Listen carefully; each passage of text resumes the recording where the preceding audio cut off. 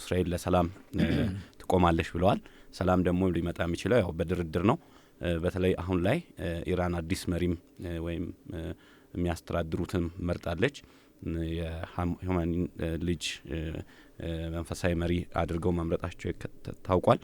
ከዚህ ጋር ተያይዞ ከአዲሱ መንግስት ጋርም ሆነ ከኢራን አሁን ላይ ያስተዳደሩ ካሉ አካላት ጋር ድርድር ለማድረግ የተካሄደበት አግባብም ካለ ወይም አሁንም የሚጠበቁ ነገሮች ካሉና በእነሱም በኩል ይሄ ፍላጎት ካለ ወደ ሰላሙ የመምጣት ሁኔታ ይኖራልና ሰላም ሊመጣ የሚችለው ደግሞ ያው ድርድር ሲኖር ነው። ቅድመ ሁኔታዎች ይቀመጣሉ። በዚህ ደረጃ ላይ ከአዲሱ መንግስት ጋር የተካሄደበት መንገድ አለ ወይም የድርድር ሀሳብም የማቅረብ አዲስ የሚለው ቃል መቼም አዲስ ለውጥ አላየንም። ያው አባቱ ብሔር ልጁ ተተክቷል። ርዕዮተ ዓለሙን ይዞ ይጓዛል አይጓዝም። አሁን እንደሚናገሩት ያው የተለመደውን ርዕዮተ ዓለም በበለጠ ይዘው እንደሚሄዱ ይነገራል። ያም ሆነ ይህ ግን ከቃላት በተግባር ያለው ስለሆነ ሚዛን ላይ የሚሄደው በእስራኤል በተመለከተ በአሁኑ ደረጃ ድርድር የሚለው ነገር ከጠረጴዛ ላይ አይደለም፣ አጀንዳም አይደለም። ለወደፊቱም የሆነውን አላውቅም። በአሁኑ ደረጃ ግን እስራኤል ከአሁን በፊት በድርድር መልክ በአማላጅ 12 ቀን ጦርነቱን እንዲቆም ተደርጎ ስራው ሳይጨረስ ቀርቷል። ስለዚህ ነው እንደገና አሁን መሄድ የተጀመረው። ስለዚህ አሁንም ኢራኖች ያን አይነት ታክቲክ ሊጠቀሙ ይችሉ ይሆናልኝ። ቢሆንም ግን በእስራኤል በኩል አላማ መሳሪያዎችን የተደበቁ አስጊ የሆኑ መሳሪያዎችን የእስራኤል መከላከያ ኃይል አውድሞ አላማውን እስካላሳካ ድረስ ድርድር የሚባል ነገር አይኖርም። ምናልባት አላማዎች ከተሳኩ በኋላ አስጊ የሆኑ መሳሪያዎች ከተወገዱ በኋላ ሊሆን የሚችል ነገር ሊሆን ይችላል። በአሁኑ ደረጃ ግን ድርድር ይሆናል ወይም አለ ማለት አልችልም። ጦርነቱ ይቀጥላል። መሪዎቻችን በተደጋጋሚ የሚናገሩት እንደ አስፈላጊነቱ ጦርነቱ ይቀጥላል ነው የሚሉትኝ። በየቀኑም ደግሞ ጦርነቱ እየተጠናከረ እየሄደ ነው ያለ። በሚገኙት ወታደራዊ መረጃዎች መሰረት ከተደበቁበት ከመሬት ዋሻ ውስጥ የተደበቁትን አስጊ መሳሪያዎችን እየፈለገ መከላከያ ኃይላችን እያወደመ ይገኛል። ይሄም አላማው እስካለቀ ድረስ ይቀጥላል። እንደው በዚህ ጦርነት ያው በዓለም ላይ የተለያዩ ኢኮኖሚያዊም ሆኑ የጸጥታ መደፍረሶች ችግሮችም እየተስተዋሉ ይገኛሉ። ኢራንም በተለይ ሆርሙዝን መዝጋቷን ተከትሎ የነዳጅ ዋጋም በከፍተኛ ሁኔታ ንሯል። ወደኛ ታዳጊ ሀገሮችም በምስራቅ አፍሪካም ያሉ ሀገራት ደግሞ የዚህ ገፈት ቀማሽ ናቸው። አጠቃላይ በዓለም ኢኮኖሚ ላይ የሚፈጥረው የራሱ አስተዋጽኦ ተጽዕኖ አለና በተለይ አሜሪካ፣ እስራኤልም ሆነች አጋሮቿ በዚህ ረገድ ላይ ምን አይነት አቋም አላቸው? የዓለም የኢኮኖሚ ሁኔታ መዋዠቅ፣ የነዳጅ መስመሮች ያው የሚተላለፉበት መዘጋት፣ ብዙ መርከቦችም ቆመዋል። መርከቦችም ላይ ያው ጥቃቶችም እየተሰነዘሩ ነውና አጠቃላይ ደግሞ በተለይ ኢራን ወሰደቻቸው የሚባሉ እርምጃዎች በተለይ ሆርሙዝን መዝጋቷ፣ ከዛ ውጪ ደግሞ በጥቃትም የወሰደችው የነዳጅ ማስተላለፊያ መስመሮችና ነዳጅ ቦታዎችን እንደዚህ የውሃ መስመሮችን፣ የእርሻ ሌሎች እንደ አየር መንገድ ያሉ ተቋማት ላይ እንደመሆኑ መጠን ሆን ተብሎ ኢኮኖሚያዊ ጉዳት ለማድረስ ነው የሚባል ነገር ስላለ እንደው አጠቃላይ የዓለምን ኢኮኖሚ ምን አይነት ችግር ውስጥ ይከተዋል? እስራኤልስ ለዚህ መፍትሄውን ዘንድ ከአጋሮቿም ይሁን ከሌሎች ምን ይጠበቃል? አንደኛ የዓለምን ኢኮኖሚ አይጎዳም ማለት አልችልም። ምክንያቱም ዛሬ በዘመናችን ላይ በኢኮኖሚክ ግሎባላይዜሽን ሂደት ላይ በማንኛውም በኩል የሚነሱ ግጭቶች ሁሉ ምንጊዜም ቢሆን ጉዳት እንደሚያደርሱ የታወቀ ነው። በጦርነትም ደግሞ ማትረፍ የለም፣ ጥፋት ነው ያለው። ስለዚህ ይሄ ጦርነት ተፈላጊ ጦርነት አይደለም። ሆነም ተብሎ ደግሞ የዓለምን ምጣኔ ሀብት ለመጉዳት ተብሎ የተከፈተ ጦርነት አይደለም። ይሄ ጦርነት ህልውናን ለማስጠበቅ ህልውናንን ለመከላከል የተደረገ ጦርነት ነው። ስለዚህ እስራኤል አደጋ ናት በህልውናዋ ላይ። ከኢኮኖሚው ባሻገር ቅድሚያ መሰጠት የሚገባው የህልውና ጥያቄ ነው። ስለዚህ እስራኤል በህልውናዋ በኩል አትደራደርም። በጥቅምት 7 ቀን እስራኤላውያን አገራችን ተወራ ሲታረዱ እስራኤላውያን የደረሰልን ማን ነው? ራስ በራሳችን የተዋጣ ነው። በኢኮኖሚውም በኩል 2 ዓመት ተኩል ውስጥ ኑረን የምንከላከለው በ7 ግንባር ጦርነት ተከፍቶብን የምንታገለው። የትኛው አገር ነው መጥቶ ኢራንን ተይ ወይም ይሄን ተው ብሎ እንትን ያለው? እርግጥ አሜሪካኖች ምንጊዜም ከጎናችን ተሰልፈዋል። ስለዚህ እኛ አሁን የተፈጠረው ሁኔታ ምንጊዜም ቢሆን ጦርነት ጉዳት እንዳለው የታወቀ ነው። የምጣኔ ሀብትም ሆነ የህይወት ጉዳት እንዳለው። ስለዚህ እስራኤል አሁን ለወደፊቱ የከፋ እንዳይሆን አሁን የዓለምን ስራ እየሰራች ነው። ምናልባት አሁን ይህ ሁኔታ በአሁኑ ደረጃ እንዲታረም ካልሆነ፣ እነዚህ አስጊ መሳሪያዎች የማይወገዱ ከሆነ ከዚህ የከፋ ድርጊት ለዓለምም ሊተርፍ ስለሚችል እስራኤል አሁን የዓለምን ስራ እየሰራች ነው ያለችው እና የዚህ ሁኔታ በቅርቡ እስራኤል ዓላማዋን ስታሳካ አሜሪካም ሆነ እስራኤል የሚያካሂዱት ለወደፊቱ ለዓለምም ሆነ ለአካባቢው ጥሩ ሁኔታን ለመፍጠር ስለሆነ ሰላምንም ደግሞ ለወደፊቱ ከሀገሮች ጋር ለማጠናከር ስለሆነ የምጣኔውም ችግር አሁን ዕለታዊ ችግር ነው። ጦርነቱ ዘላቂ የሆነውን አስጊ ሁኔታ ያስወግዳል።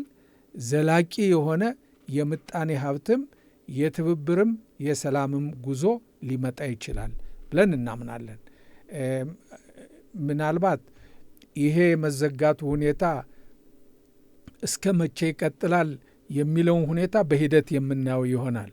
ይሄ ሁኔታ በአሜሪካም በኩል ሁኔታዎችን በሌሎችም ሀገሮች በኩል እየታየ ነው ያለው።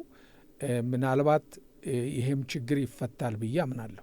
የተከበራችሁ አድማጮች ከመናኸሪያ ምልከታ የመናኸሪያ ምልከታ ፕሮግራም አዘጋጅና አቅራቢ ሱራፌል ዘላለም፣ እንግዲህ ደግሞ አምባሳደር አብርሃም ንጉሴ በኢትዮጵያ የእስራኤል አምባሳደር ከኛ ጋር ቆይታ እያደረጉ ይገኛሉ። ወቅታዊ ጉዳዮች እያነሳን ነው። የዓለምን ፖለቲካም እየተመለከትን ነው። በጦርነቱ የሀገራት አሰላለፍም ያው ተለይቷል። በተለይ ይሄንን ደግፈው የቆሙ ሀገራት አሉ። በተቃራኒው ደግሞ ይሄን ደግፈው የቆሙ ሀገራት አሉ። በተለይ በእስራኤልና በአሜሪካ የተወሰደውን እርምጃ እንደ አውሮፓ ሀገር የሆኑት ፈረንሳይ፣ ጀርመን እንደዚሁ እንግሊዝም በመደገፍ መግለጫዎችም እንደዚሁ ሌሎች ሀገራትንም የመከላከል እንቅስቃሴ ውስጥ የገቡ፣ በሌላ በኩል ደግሞ እንደነ ሰሜን ኮሪያ እንደነ ሩሲያ ደግሞ መሳሪያም እናቀርባለን እያሉ ነውና የተባበሩት መንግስታትም በጸጥታው ምክር ቤትም የሚያሳልፋቸው የተለያዩ ውሳኔዎችም አሉ። እንደው የሀገራቱን አስተላለፍስ እንዴት ይመለከቱታል? አዎ እንግዲህ ያለው ሁኔታ ዲሞክራሲ እና የሰው ልጆች መብት እና እኩልነት እንዲጠበቅ የሚፈልጉ አገሮች ሁሉ ከዚህ ጦርነት ጋር አብረው የተሰለፉ ናቸው፣ በተግባርም ሆነ በሀሳብ። ምክንያቱም እነዚህ ሀገሮች የኢራንን አደገኛነት ያጠኑ፣ የተረዱ፣ ማረጋገጫውን የያዙ ናቸው። ሌሎች ሀገሮች ደግሞ ምናልባት ከሌላ ጥቅም አንጻርም ደግሞ የተሰለፉ ሊኖሩ ይችላሉ። በአሁኑ ደረጃ ግን የምንመለከተው በወታደራዊው ጥቃት ላይ ቀደም ብለህ እንደጠቀስከው በሶስቱ አገሮች መካከል የሚካሄድ ነው። ሌሎች አገሮች እንኳ እየተመቱ እየተደበደቡ ዝም ብለው የተቀመጡ አሉ። ጎረቤት ሀገሮች ማለት ነው። ሌሎችም ያ ማለት ጦርነቱን ተቃውመዋል፣ ኢራንን ደግፈዋል ማለት አይደለም። ሌሎች ይስሩት ብለው የተቀመጡም ሀገሮች አሉ። እስራኤልና አሜሪካ ግን ይህን ነገር ለማስወገድ ቆርጠው ተነስተው ወታደሮቻቸውንም ሆነ ኢኮኖሚያቸውን መስዋዕት እያደረጉ ይገኛሉ። ይሄ እንግዲህ ያለ ሁኔታ ነው።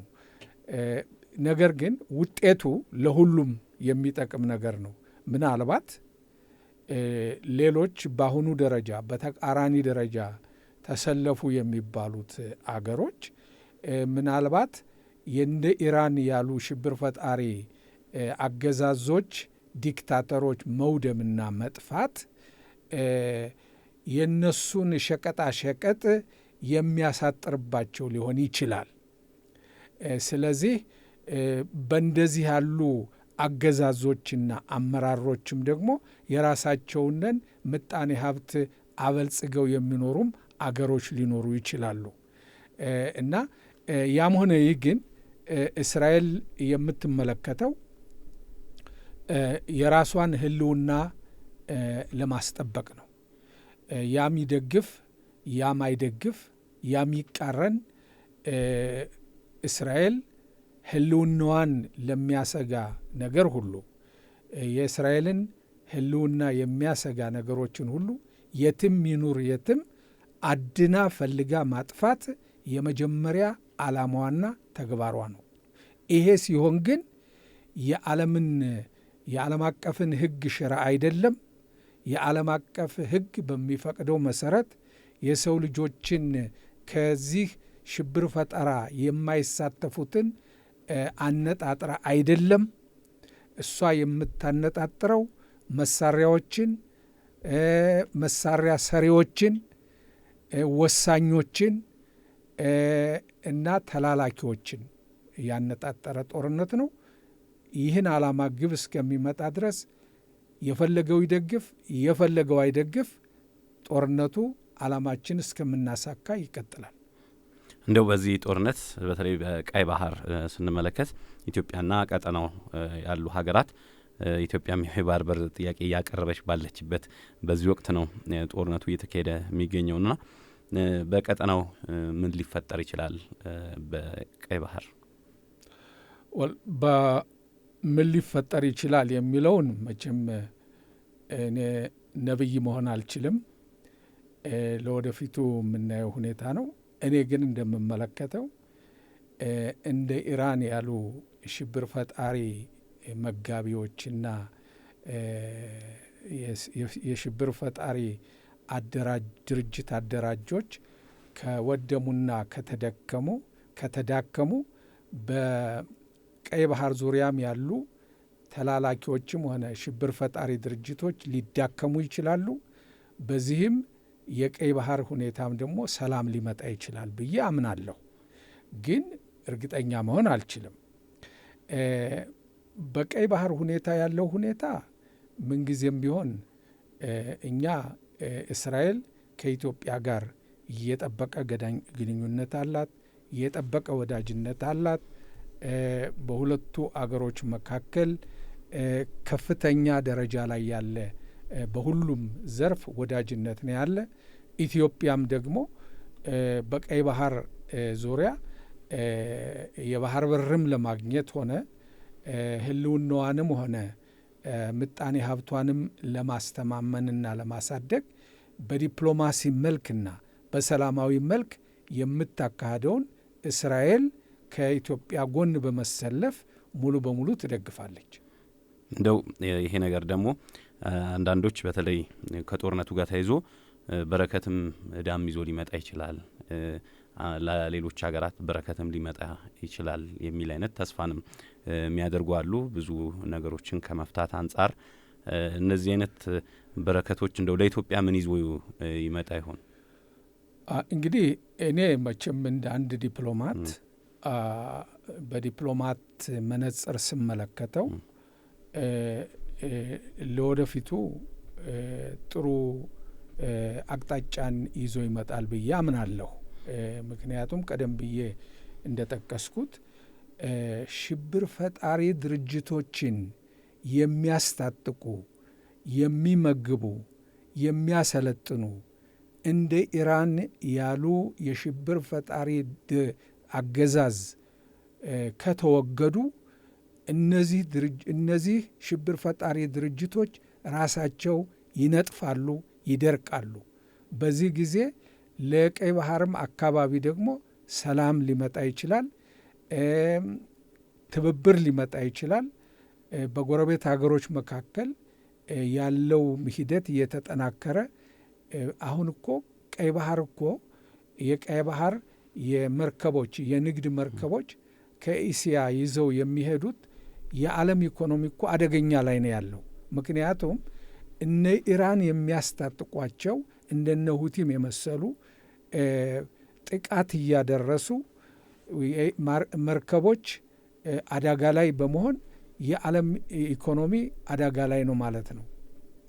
ስለዚህ በጎረቤት አገሮችም ሆነ ያለውንን የኢኮኖሚ ትብብር እየጠነከረ የሚሄደው ሰላም ሲኖር ነው፣ መተባበር ሲኖር ነው፣ ሽብር ፈጣሪ ሲጠፋ ነው። በዚህ አይነት ሁኔታ ላይ የኢራን አሁን አሜሪካና እስራኤል በጋራ የሚያካሂዱት ጸረ ሽብር ፈጣሪ ጸረ ሰላም የሆኑ አካሎችን የሚደረገው ጦርነት ለአፍሪቃ ቀንድም ሆነ ለመካከለኛው ምስራቅ አልፎም ለአውሮፓም ለዓለም ጥሩ የወደፊት ሁኔታን ይፈጥራል ብዬ አምናለሁ። እንደው እነዚህ ሁቲንም ጠርተዋል። በተለይ በቀይ ባህር በኩል ሂዝቦላም ሐማስም እንግዲህ ከቀጥታ ከኢራን ጋር ከሚደረግ ጦርነት ጎን ለጎን ደግሞ ሂዝቦላም በሚንቀሳቀስበት አካባቢም በሌሎችም እስራኤል ያው ጥቃቶችን እየሰነዘረች ነውና እነዚህ ቡድኖች የመዳከም ሁኔታ አሁን ላይ ምን ይመስላል ከእርምጃው ጋር ተያይዞ? አሁን እስራኤል በዚህ 2 ዓመት ተኩል ውስጥ ከጥቅምት 7 በኋላ 2023 በኋላ በምታደርገው መከላከል ሐማስ ተዳክሟል በጋዛ በኩል። ሂዝባላም አሁን ያው ቀደም ሲል በተደረገው ጦርነት በሊባኖስ መንግስት ጋርም ጣልቃ በመግባት መሳሪያቸውን እንዲያስቀምጡ ድርድር ሆኖ ነበር። የተባበሩት መንግስታትም ውሳኔ ቁጥር 1701 የተባበሩት መንግስታት በ2006 የተወሰነው በዚያ ውሳኔ ላይ የሊባኖስ መንግስት የሂዝባላን ሽብር ፈጣሪ መሳሪያውን ትጥቁን ያስፈታል ብለው ተስማምተዋል። እናስፈታለን ብለው በተደጋሚም ባለፈው ጊዜ ከጥቅምት በኋላም ሐማስን ተባባሪ ሆኖ በኢራን መሪነት ጦርነት በእስራኤል ላይ ከከፈተ በኋላም ከዚያ በኋላም ደግሞ ይሄውን ተግባራዊ እናደርጋለን ብለው ውል አድርገው ነበር። ግን አሁንም ደግሞ እንደገና ያን ውል አፍርሰው እንደገና ጦርነት ላይ ነው ያለ ነው። ስለዚህ እኛ ከእስራኤል ከሊባኖስ መንግስት ጋር የዓለም አቀፍ ደንበር ካላት ከሊባኖስ ጎረቤታችን ጋር ጠብ የለንም። ጠብ ያለን ሂዝባላን የመሰለ ሽብር ፈጣሪ ሽፍታ በኢራን አስታጣቂነት በኢራን ቀላቢነት ያለውንን ሽብር ፈጣሪ ከመካከሏ አስወጥታ ወይም ትጥቁን አስፈትታ ባለመቻሏ እስራኤል ራሷን ለመከላከል አሁንም ቢሆን ጦርነት አለ። ስለዚህ ሂዝባላ ገና አልተዳከመም። ሐማስ ተዳክሟል። ሂዝባላ ገና አልተዳከመም። ምንም እንኳ መሪዎቿ ቢወድሙም ብዙ መሳሪያ ቢወድምም እስራኤል አሁን እያወደመች ነው፣ ታወድማለች። ሐማስ ሂዝባላን ልክ እንደ ሐማስ በዚህ ሁኔታ ላይ መጨረሻ ላይ ሰላም ሊመጣ ይችላል ብለን እናምናለን። በንግግር ሰላም መፍጠር ካልቻሉ በኃይል ሰላም መፍጠር ይቻላል። በኃይል ሰላም የሚፈጠረው ደግሞ ለሰላም ጠንቅ የሆነውን ኃይል ማውደም ነው። ይሄ ነው አሁን እስራኤል በሊባኖስም ላይ በኢራንም ላይ የምታደርገው ሂደት። ያን ለሰላም ጸር የሆነውን ለሰው ልጆች ደህንነት ጸር የሆነውን መሳሪያቸውን ማውደም ነው። ከዚያ በኋላ ባዷቸውን ሲቀሩ ለምነው ወደ ሰላም ይመጣሉ። ይሄ ሶስተኛው የዓለም ጦርነት ተጀምሯል አሁን ብለው የሚያስቡ ወገኖች አሉና ሶስተኛው የዓለም ጦርነት ተጀምሯል ማለት ይቻላል? ሶስተኛ የዓለም ጦርነት የሚባል ነገር የለም። ይህን የሚሉ ሰዎች እንግዲህ ከአሁን በፊት የነበረውን የአንደኛውንም ሆነ የሁለተኛውን የዓለም ጦርነት ጥሩ አድርገው አላነበቡም ወይም አያውቁም ማለት ነው። አንድ ሽብር ፈጣሪን ለማጥፋት አንድ ሽብር ፈጣሪ አገዛዝን ለማዳከም የሚደረግ ወታደራዊ ዘመቻ የዓለም ጦርነት ነው ሊባል አይችልም። ከማን ጋር ነው የዓለም ጦርነት ያለው? ስለዚህ ይሄ የሶስተኛ የዓለም ጦርነት ነው ሊባል አይችልም። ያለው ሂደት ህልውና ለማስጠበቅ የሚደረግ የመከላከል ጦርነት ነው። እንደው የኢትዮጵያን ጋዜጠኞችም ወደ እስራኤል ሄደው በተለይ ብዙ ቦታዎች ላይ ተመልክተው ታዝበው የመጡትን ነገር በመገናኛ ብዙኃቸው ሲዘግቡ ነበርና በሀገር ውስጥ ብዙ ተጽዕኖ ሲደርስባቸው እየተመለከትን ነው። ከሚዛናዊነትም ጋር ጥያቄዎች ሲቀርቡባቸው ነበርና እንደው ይህንን ጉዳይ አንሳልን ብለውኝ ነበር ጓደኞቻችን። ብዙ ጫናዎችም እየደረሱባቸው ነው። ተቋሙ የአንድ ወገንን አካል ሪፖርት ብቻ ነው የሰማችሁት የሚል ነበርና እንደው ይሄን ጉዳይ ላይ አምባሳደር ምን ይላሉ? እኛ በመሰረቱ እስራኤል ለማንኛውም እውነቱን ለመረዳት እውነቱን አይቶ ለመምጣት እውነቱን ለመዘገብ ማንኛውም እስራኤል በሯ ክፍት ነው። ስለዚህ ማንኛውም ይሄዳል። ሄዶ ማየት እውነቱን መጻፍ ይቻላል። እውነቱን ማስተላለፍ ይቻላል ሚዛናዊ በሆነ መንገድ።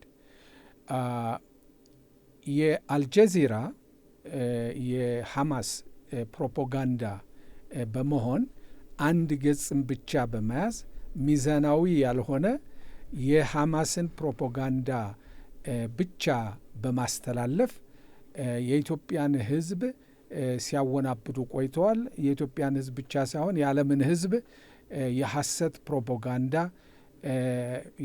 የሐማስ ፕሮፓጋንዳ ነዢ በመሆን ሲያደርጉ ቆይተዋል። አሁን እንግዲህ የኢትዮጵያ ጋዜጠኞች ወደ እስራኤል እውነቱን ለማወቅና ለመረዳት ሂደው እውነቱን አይተው እውነቱን ሰምተው ባይናቸው አይተው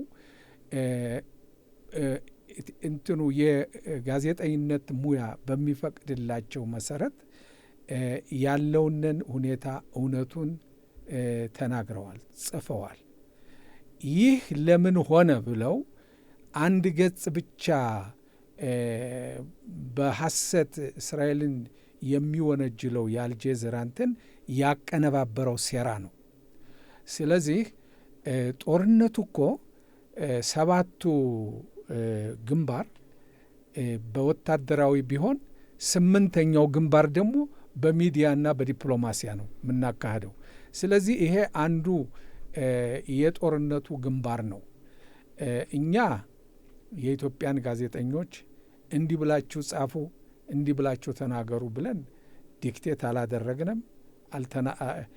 እኛ እነሱ ያዩትን የሰሙትን ይጽፋሉ። አልጀዚራ ደግሞ ለምን እውነቱ ወጣ ነው። ለምን እውነቱ ተነገረ? ለምን የእኛ ውሸት ተጋለጠ? ለምን ሚዛናዊ የሆነ አሰራር መጣ የሚል ሁኔታ ስለሆነ ምንም ማድረግ አንችልም። የአልጀዚራ ቅኝ ግዛትነት እያከተመ ይሄዳል። እውነትና ትክክለኛነት እየበረታ ይሄዳል ብዬ አምናለሁ። እንደው በመጨረሻ አምባሳደር ይህ ቀረ ይህንን መልእክት ማስተላለፍ አለብኝ ይህን ነገር ሳልገልጽ አልሄድም የሚሉት ሀሳብ ካለ እድሉን ለርሶ ሰጣለሁ። አዎ አሁንም ቢሆን የኢትዮጵያ ሕዝብና የእስራኤል ሕዝብ እጅግ በጣም ወዳጅነት ያላቸው የሁለቱም የኢትዮጵያም ሕዝብ የእስራኤል ቁስል የሚሰማው የእስራኤልም ሕዝብ ደግሞ የኢትዮጵያ ቁስል የሚሰማው ሁለቱም አገሮች የጋራ ሂደት ያላቸው ለጋራ እድገት የሚሰሩ አገሮች ናቸው። ስለዚህ በዚህ ሂደት ላይ ግንኙነታችን የበለጠ እየተጠናከረ ይሄዳል። እስራኤልም ከኢትዮጵያ ጎን ናት። በዚህ ሂደት ላይ እንቀጥላለን ማለት ነው። ደግሜ የምናገረው ቢኖር እነዚህ በሶሻል ሚዲያም ሆነ የተለያዩ የሶሻል ሚዲያም አንዳንድ ግለሰቦች የኢትዮጵያን ሕዝብ ለማሳሳትና ለማወናበድ የሚጥሩ ጦርነቱ የሃይማኖት ጦርነት ነው ብለው ብዙ የሚናገሩ አሉ። ይሄ ትክክል ያልሆነ የሃይማኖት ጦርነት ያልሆነ የፖለቲካ ጦርነት፣ የወታደራዊ ጦርነት፣ የህልውና ጦርነት ስለሆነ ይሄ የእነሱን ፕሮፓጋንዳ የኢትዮጵያ ሕዝብ እንዲያጤነውና እንዳይቀበለው ትክክለኛውን እውነት ራሱ እንዲያጠናው እንዲመለከተው ነው የምለው። እስራኤል ምንጊዜም ቢሆን በህልውናዋ ላይ አትደራደርም። ዓላማዋን ለማሳካት ትጥራለች። ከዚያም ባሻገር ደግሞ እጇን ለሰላም የዘረጋች ናት። እነዚህ ሁኔታዎች ሁሉ አልፈው ነገ ኢራንንም ጨምሮ ከእስራኤል ጋር ጥሩ የሆነ ግንኙነት የሚኖርና የኢራንም ሕዝብ ደግሞ የራሳቸውን እድል በራሳቸው በመወሰን ጥሩ የሆነ ሰላም ይኖርላቸዋል ብዬ አምናለሁ። ለአካባቢው ለመካከለኛው ምስራቅም ሆነ ለዓለምም ሰላምና ጸጥታ፣ ብልጽግናና ትብብር እንዲሆን እመኛለሁ። የኢትዮጵያና የእስራኤል ወዳጅነት ለዘላለም ይኑር። መልካም። የተከበራችሁና የተወደዳችሁ አድማጮቻችን ስትከታተሉት የቆያችሁት ከመናኸሪያ ሬዲዮ የመናኸሪያ መልከታ ፕሮግራምን ነበረ። አዘጋጅና አቅራቢው ደግሞ ሱራፌል ዘላለም ነበርኩኝ። እንግዲህ በመሆን ደግሞ ክቡር አምባሳደር አብርሃም ንጉሴ በኢትዮጵያ የእስራኤል አምባሳደር ከኛ ጋር ቆይታ አድርገዋል። አምባሳደር ጊዜውን ሰውተው እዚሁ ስቱዲዮአችን ድረስ ተገኝተው አጠቃላይ ያለምን ሁኔታ የጦርነቱን ሁኔታ ስላብራሩልን ስለገለጹልን ከልብ አመሰግናለሁ። እግዚአብሔር ያክብርልኝ። እኔም በጣም አመሰግናለሁ።